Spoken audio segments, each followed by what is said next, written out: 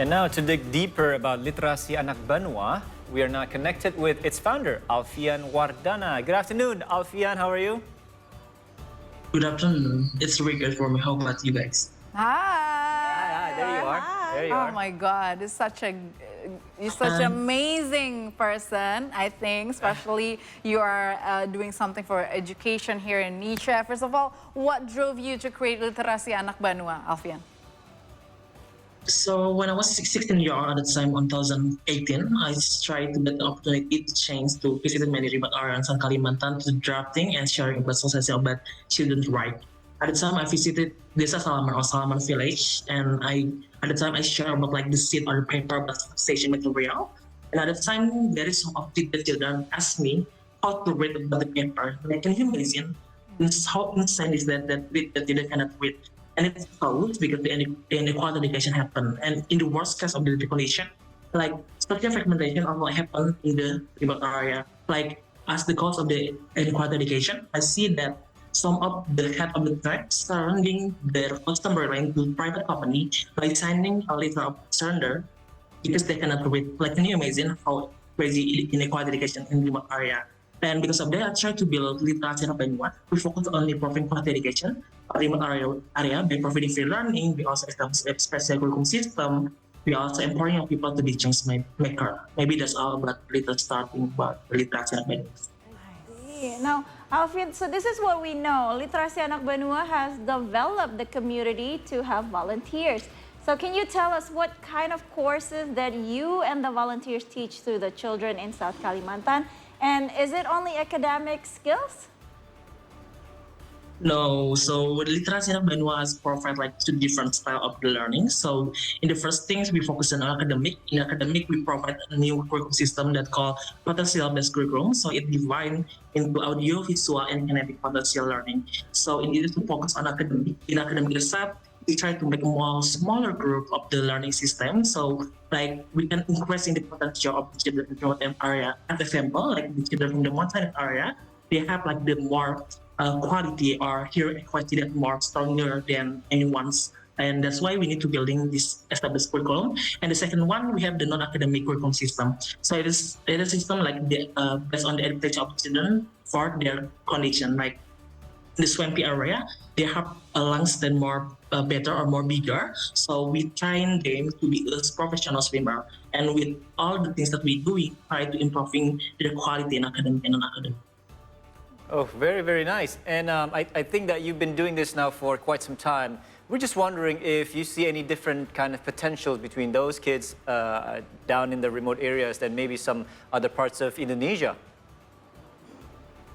Yeah, I see there's a lot of potential of the children, especially on remote area, because it's based on the geographical area. Like we know in the mountainous area, they have a lot of big muscle, or maybe in the swampy area, they have like a more bigger lungs and all. And because of that, I think there's a lot of potential of the children that need to be untapped because everyone has their own potential, especially on remote area in academic or also in non-academic sector. So, Alvian, we know that Indonesia consists of a few remote areas, and each area has different needs for sure, especially in education. What is actually needed by children in South Kalimantan's remote areas in particular? All right, I would like to say that our education, especially on remote area and in South Kalimantan also, it is divided into three parts. The first one is human resource that some of the children are come from the city, like 60 to 50 kilometers to go to teach the people. Like, and the second one are the education facility because it's very purely conditioned in the in South remote area on South Kalimantan.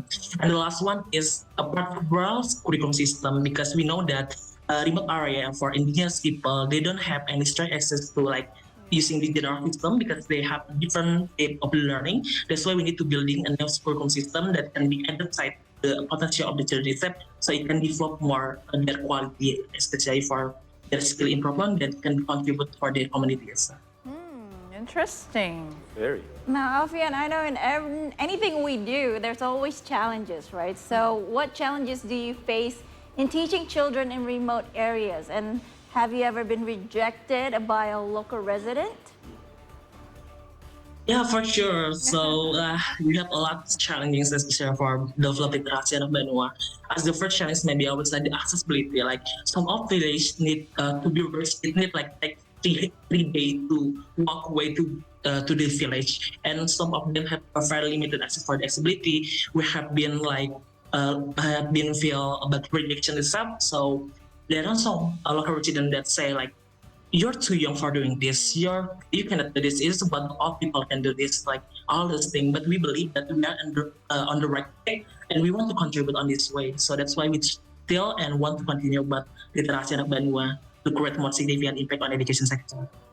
Very nice. Now, particularly in South Kalimantan, of course, can you now tell the difference? Can you spot differences between those kids over there before you came in and built literasi anak Benua and after? Yeah, with the Talkshow Benua, we already have developed like a special curriculum system, right? So with the curriculum system that has been adapted, we try to reduce literacy for reducing literacy 30 to 40%, 30 to 45%. We also reducing dropout rate until 60%. Also, in the same time, we involving like 1,800 children in the last 4 years. And also we improving the number of the people that can be the number of understanding of the children itself to 60%. So it is huge number for. Oh, amazing.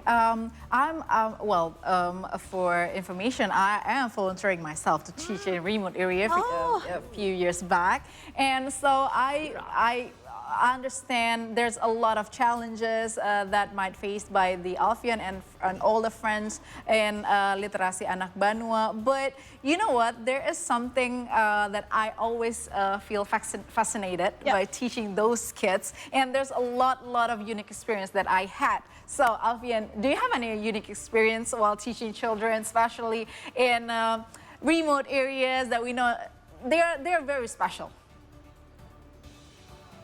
Yeah, I have a lot of experience, but it's a very unique experience for teaching the children, right? So I was found a very unique condition. It's a very unique moment for me. So when there's some of like the ceremonial for like agricultural celebration at that time. So at that time, I try as the Muslim, I try to pray. Yeah. So when I try to pray, because they come from the like people that pray for the ancestor, they don't have any religion like us, right? So at the time, I try to pray because in the place that we are celebrating, it's very cold. The children try to cover me, like they cover me from the very tolerance and very cover me, so I can get more space to pray. That was very beautiful.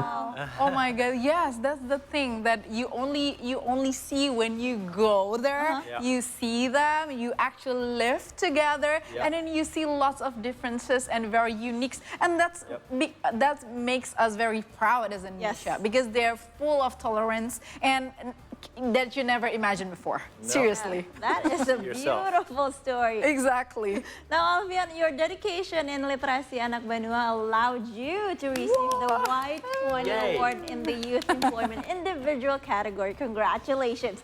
Now, tell us more about it and how did you become a nominee? Yeah, for the White 20 Award itself, we doing nominations. So that's we try to like make some video submission, and then we have a call for the interview itself, and then after that we are selected like 10 best of the 10, and then selected into only one person that goes to White 20 Award like that. Okay, very good. Congratulations once again. It's we need more people like Alvian. Yes, seriously. And we hope you have all the volunteers in the world that can help young generation. Yes. So maybe one last question for you. Your wishes for the South Kalimantan children over there that you're actually teaching at the moment. Do you have any wishes for them going forward? Yeah, I want to understand that their dreams are valid. Not only valid, they can be represent the underrepresented voice that never been before. So I try to believe that they can reach their dream, and I hope that the government also can support them in the many things and the many sides of they can do for the support for all the city in Indonesia. Maybe that's all. Oh wow! Very noble. Yes, amazing, right? Yes. Amazing, amazing. It's very Not worthy. fascinating. And it's such a great experience to see people as Alvian, person like Alvian, and fellow volunteers who are really concerned about things, especially they are, do the action, especially for in a remote Exactly, area. that's it, Good action. job, Alvian. Right. Good job. Thank you so much. for all the work Thank you you've for done, your Alvian. time. Good luck going forward. Exactly. Say hi for all the kids in South Kalimantan. Bye. All right.